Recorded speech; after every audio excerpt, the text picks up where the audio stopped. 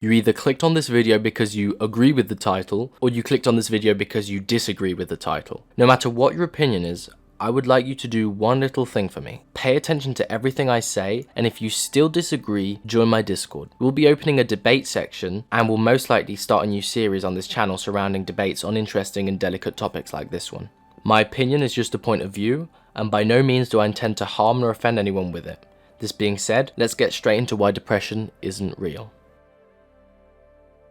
Depression is a common and serious medical illness that negatively affects how you feel, the way you think, and how you act. It is characterized by persistent sadness and a lack of interest or pleasure in previously rewarding or enjoyable activities. It can also disturb sleep and appetite. Tiredness and poor concentration are common. There's no single cause of depression. It can occur for a variety of reasons, and it has many different triggers. For some people, an upsetting or stressful life event such as divorce, illness, or death of a relative. The symptoms of depression range from mild to severe. At its mildest, you may simply feel persistently low in spirit, while severe depression can make you feel suicidal, that life is no longer worth living.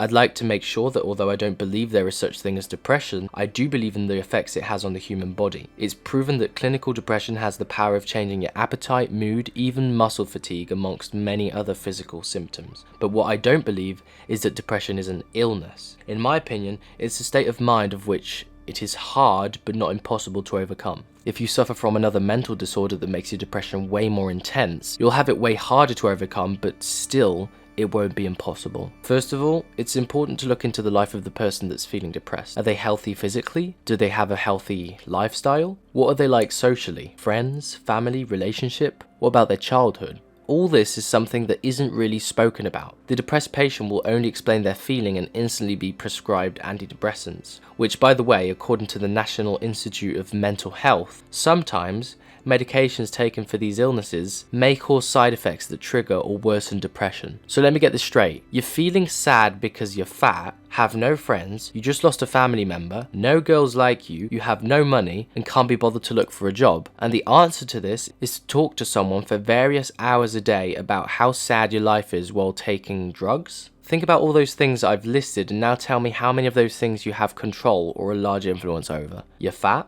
Easy, go to the gym. You have no friends?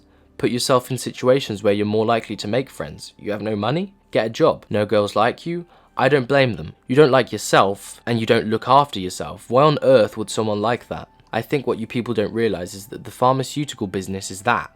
A business. They love it when you little lab rats swallow all the bullshit that media spits at you and then preach about it. Depression, if not accompanied by some other really serious mental health condition, should not be treated with mind-altering drugs. It should be treated with a personal trainer and improvement of all the aspects of your life you have control over. Remember that the only thing in life you have complete control over is your mind. If you're giving up that freedom, I'm sorry to say, you're a slave to the system. I recently lost a relative, and I've made sure that my way of grieving doesn't slow down my progress. Instead, I've taken it as an obstacle that life has thrown at me. Obviously, I understand that some people are more emotional than others, and it's perfectly fine to cry. Maybe stop running and start walking. What you don't want to do is stop walking and just pause and cry. Why?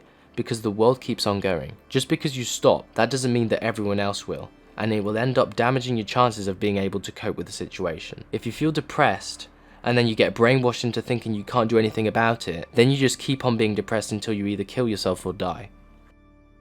The power of the mind is a power people underestimate. Let's give all you depressed people the benefit of the doubt. Congratulations, you've fooled yourself into believing that depression is real. Now compare yourself to someone who is so sure that depression isn't real that even when put in circumstances where he would have entered a state of depression, he doesn't get any of those symptoms. Why? Because he's healthy, he meditates, he's making a decent amount of money, he gets along with some friends, and his relationship's going wonderful. And even if all that goes tits up, he has full control of his emotions. Who would you like to be? The depressed guy depending on his depressing drugs? Or the guy that fights it by doing everything that's right? I just thought I'd make this video to maybe get my point of view out there. I understand some people just don't see it this way, and if you don't, it's okay. I appreciate you taking the time to listen to me, and if you enjoyed this video, be sure to subscribe. Monkey out.